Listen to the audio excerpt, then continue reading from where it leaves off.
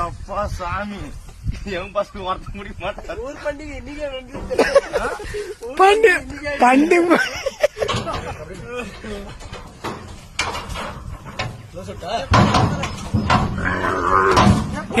அடி